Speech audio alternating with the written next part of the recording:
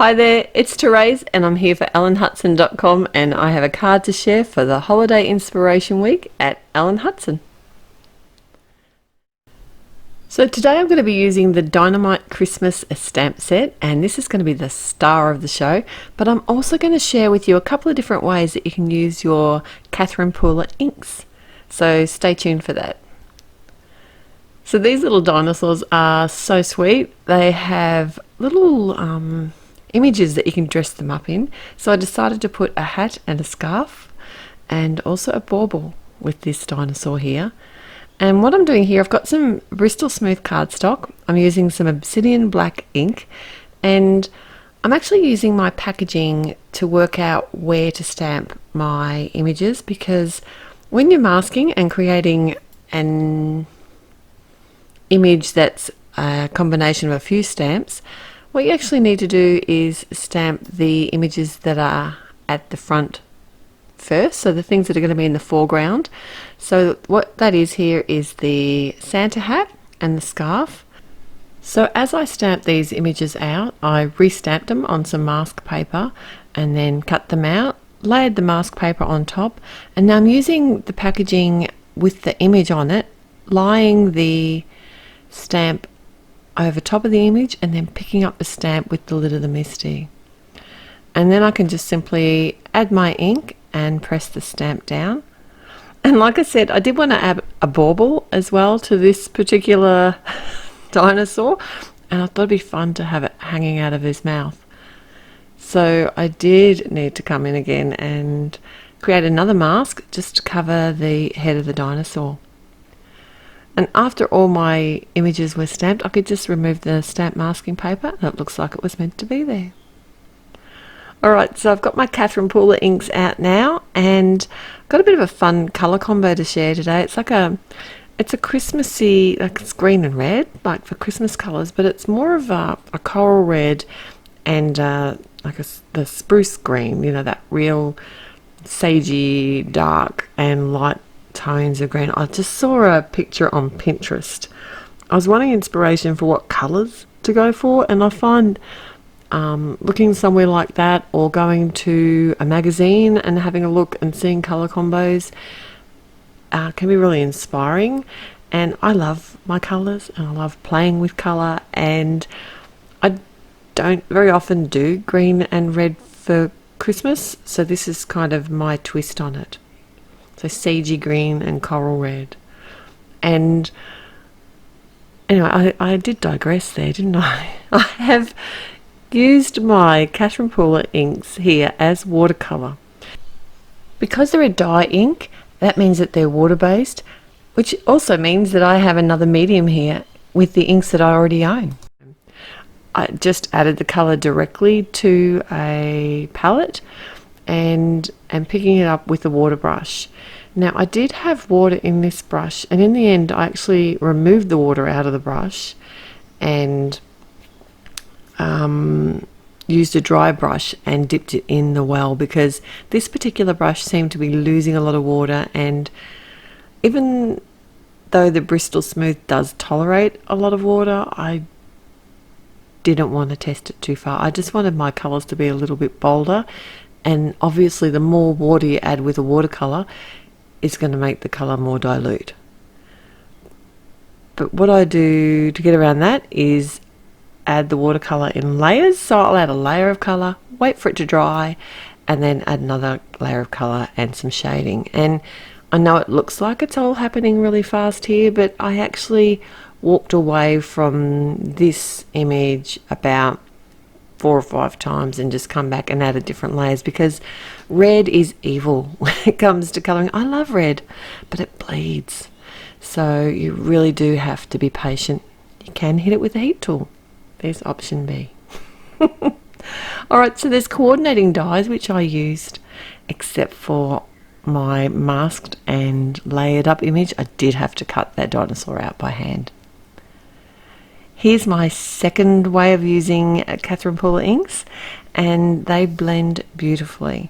I have some Bristol Smooth cardstock. I have a life-changing blender brush, and looking at the video now, I'm thinking I should have grabbed a bigger brush, because this is quite a big piece of paper. and it would have been a lot quicker with a bigger brush, but you know, this is the one I had in my hand, so I didn't really think about it too much. And I created my own bespoke cardstock, perfectly matched to the colours that I'd done my watercolouring with. So now it's time to work on the sentiment. I've got one of the sentiments from the set, and I just want to use the word Christmas. And to work out my placement in the card, I added my dies in place, and I'm actually masking off the rest of the sentiment so that when I add ink, I'm only adding it to the word Christmas. This did take me a couple of goes because the sentiment that's part of this actual stamp is they're really closely the words are really close together, so it did make it a little bit tricky, but I crossed my fingers, added some onyx black, and it worked. I've got a piece of cardstock here. It's the Nina 110 pound. It's cut the same size as my card front, so it's a nice strong piece of card, and I'm cutting out the word dynamite using the classic block alpha. I want the word to be sort of separated into two, and the easiest way that I found to line these up was to actually leave the dies in place in that lower portion. I did have to grab the I out of the mite to put in the dino, and I could just sort of visualize where the letters at the top of the dies were to make sure that they were going to be straight. I used lots of low-tack tape to hold this in place because I didn't want it to shift, and I certainly didn't want to stamp that word Christmas again. No way, Jose. I'm going to keep these die cut letters set aside because I'm going to need those little bits from inside the letters real soon. I'll show you a trick with that as well.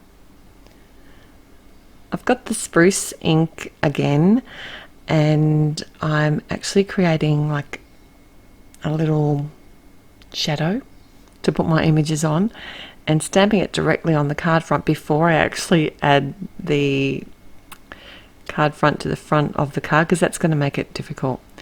And I'm using my Misty because it's a solid stamp, but this ink actually stamps out beautifully. It's a real earthy kind of green. And the other colours I used to paint with, that was the Tutti Frutti, the Bellini, and the Mint to Be. I forgot to mention that earlier. I've added an acetate window behind my cutout word and just made sure to add some little bits of adhesive between my letters. I don't want them to sort of peel up on the front of the card. And then my bespoke cardstock to matchy. It's in the Tutti Frutti colour. I'm just adding that to the front of the card with some adhesive as well.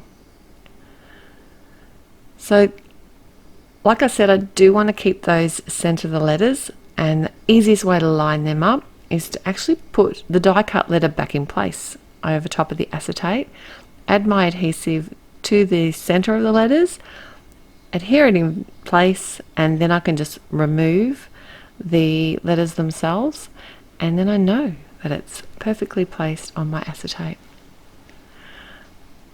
I did think about not making this a shaker for about a second. So what I did was actually make the shaker quite low on this, so most of the shaky stuff's going to be hidden unless you're shaking. So it's kind of my shaker without a shaker. It is a shaker. What am I going on about? Alright, so I'm using the Snow Flurries mix, and this is the reason I had to use these. They're so cute. They're little stars and snowflakes, and they're kind of almost an off-white, but when they're sitting on that Tutti Frutti colour, they look amazing. And I added a false back behind the acetate window so that when I lined up this whole panel on the front of the card, I didn't have to worry about where my shaker elements were and if I put too many or not enough. And then I could just add all my little die cut images to the front of the card, and I did pop them up. I thought that was a lot of fun. So all the, of course, and shake it. Everything I've used today will be listed at the blog, and the link will be in the description below. Thanks so much for joining me here. I've had a blast. There's heaps on this week over at Alan Hutson for Holiday Inspiration Week. So head there through the link as well and click on that thumbs up button if you like this video and subscribe if you haven't already. Till next time, bye.